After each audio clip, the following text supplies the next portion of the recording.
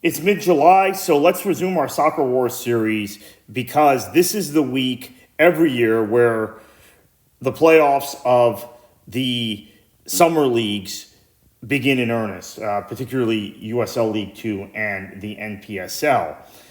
And so let's talk a little bit about the NPSL. The PDL, or what is now known as USL League Two, was started in the mid-90s by USL as they were revamping their competition formats. And the PDL was very successful in placing amateur teams in kind of a national framework around the country and took in a lot of players who played college soccer. This is what they would do during their summer. The NPSL began as the NPSL in 2003, and it was an offshoot of the WPSL, which still exists today. We're going to talk a little bit about the Soccerwarz on the women's side in a future episode of this series. And the NPSL began on the West Coast, but then in 2005, it expanded to the Midwest, and this was the important moment because this is when NPSL started taking teams that were disaffected with the PDL.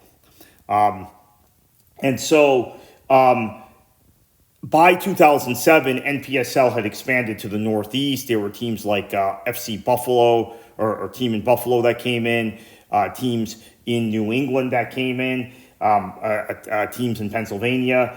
And at this point, they became very competitive with PDL, and there was a lot of poaching back and forth of clubs. Although at that time, many of the clubs were going one way. They were going towards NPSL, which had a format where the clubs owned the league and the clubs managed the league, which is very different than the USL format, which we talked about in previous episodes talking about the NASL. So the NASL forms in late 2009. I get hired at the NASL, and one of the first things I did is I told the team executives at the NASL, hey, there's this offshoot league at the D4 level or the adult amateur level, the NPSL. You should talk to them because they have some of the same experiences with USL that you guys as owners that have split off of USL have. So that began several years of conversation between the NPSL and NASL. At one point in 2011, it looked like we were going to have a very formalized arrangement in terms of maybe even NASL managing NPSL. That never came to pass, but eventually NASL teams were required to put reserve teams in NPSL. Meanwhile, the PDL continued to be successful on the USL side, bringing in more amateur teams. And as USL stabilized on the pro side, many of those teams put teams in the PDL as well, although there is still no requirement that they do so, which is something that maybe will change in the future, that they should have teams in USL League Two.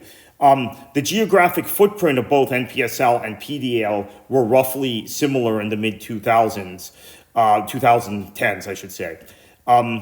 Here is NPSL Combine in 2015 in Fort Lauderdale, which I attended. At that point, NPSL was attracting good ownership groups under Joe Baroni, who was the president, had this tie-in with NASL. They were attracting independent-minded owners that could operate professional-level clubs, or at least professional-level front offices at the adult amateur level. So really high-level stuff. USL League Two, or PDL rebranded as USL League Two in 2017, and this is when a lot of poaching began. NPSL was becoming incredibly successful in terms of developing front offices, attracting owners that could operate lower division professional teams, and they're operating in the adult amateur space.